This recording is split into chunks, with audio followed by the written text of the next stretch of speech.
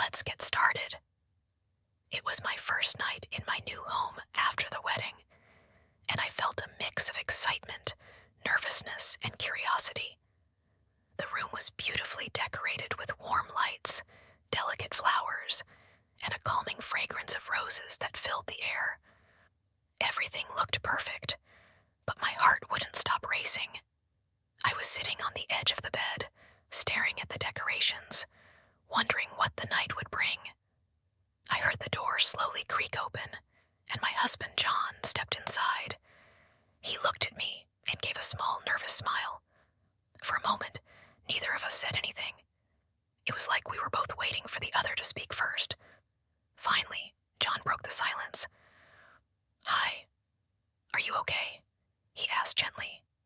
I nodded and smiled. "Yes, I'm fine," I replied, though my voice was a little shaky. John walked over to the small table in the room and picked up a tray. He brought it to me and said, "I thought you might be hungry after such a long day." On the tray were 2 glasses of warm milk and a small plate of biscuits. I was surprised by his thoughtfulness. "Thank you," I said, taking a glass. As we sat together, sipping the milk, John started talking about the wedding day. He said, "It was such a crazy day, wasn't it? I barely had time to breathe." I laughed. Me too. I was so nervous during the ceremony. I thought I might trip over my dress, how his friends teased him during the photos, how my cousins kept making jokes during the ceremony, and how both of us were so exhausted by the end of it all. As we talked, I noticed how kind and genuine John was. He wasn't trying to impress me or act differently. He was just himself, and that made me feel comfortable.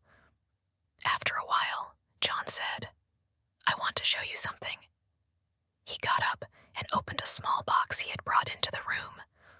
Inside was a bracelet with a tiny charm on it. The charm had our wedding date engraved on it. "This is for you," he said, handing it to me. "I know it's small, but I wanted to give you something to remember this day." I looked at the bracelet and felt a lump in my throat. It was so thoughtful and sweet. "Thank you," I said softly, my voice filled with emotion. "It's beautiful." We continued talking late into the night. John told me about his childhood, how he loved climbing trees, playing cricket with his friends, and how he used to get into trouble for staying out too late.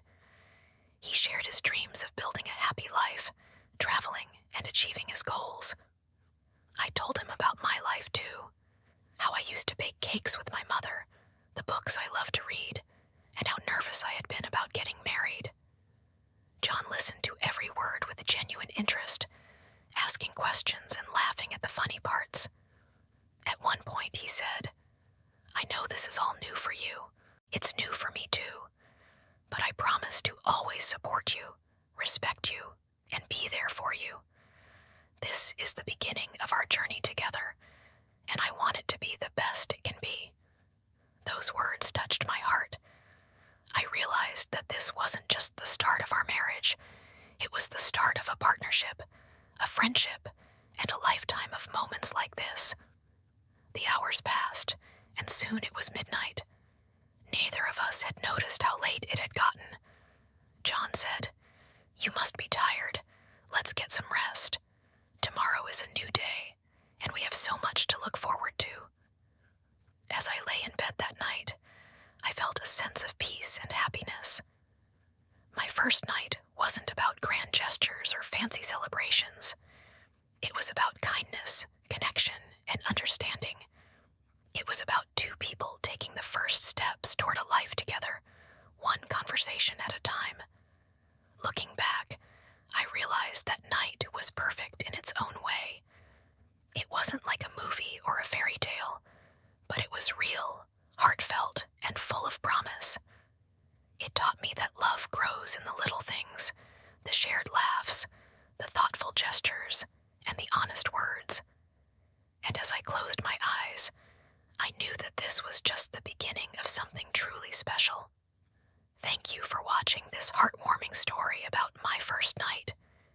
Stories Stories like these are a great way to improve your English by learning new words and understanding sentence flow.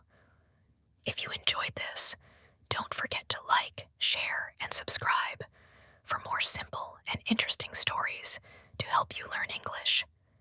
Keep practicing, keep listening, and I'll see you in the next video.